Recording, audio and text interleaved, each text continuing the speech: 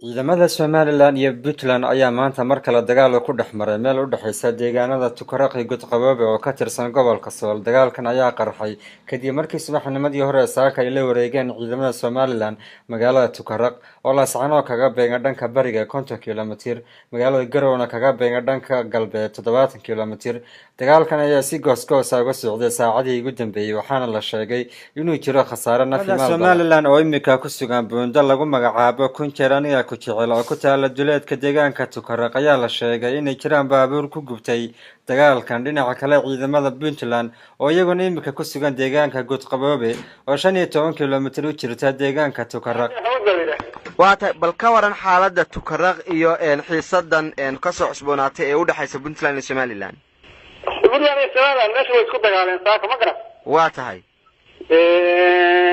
Somaliland waxa weeye Puntland ugu waaga isku haleereen xabad maadir ay istaagtay ma garan. waa tahay ciidanka Puntland ee meesha joogay oo xoogaa ahaadigu ciidankaas gawaari waa laga gubay meeshana waa laga qabsaday ma garan.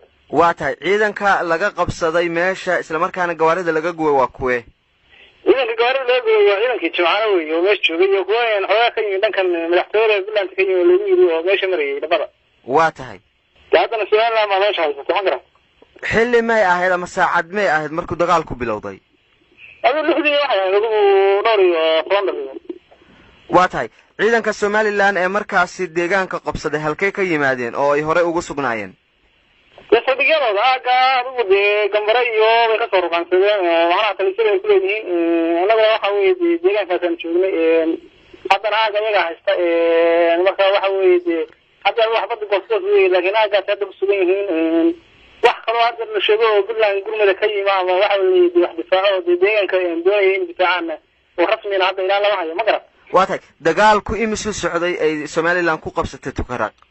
adigu deynta hadda qiyaasaan oo garanaysa waqtiga aad soo wacay iyo waqtiga aan ku sheegay inta u dhaxaysa iyadoo ay shaqada hadana ciidanka Somaliland si toos ah inay yar kala fuliyo waxa weeye informationadiisa ama transparency si toos ah militariga ma isticmaalo macnaha ciidanka loo joogay wax yar baa ku filan wax inta la dagaalamo wax yar marka adigu hadda rasmiga oo xaqiiqada waxa weeye ciidankaas weyn aaga saga qabsaday isagana haysta wala kastankii wala Tukaraq wala doodida wala dhagaxa aaga soo dhamac gudbooda hadda saga haysta ka tii gurmadana anagu ilaa hadda maayno.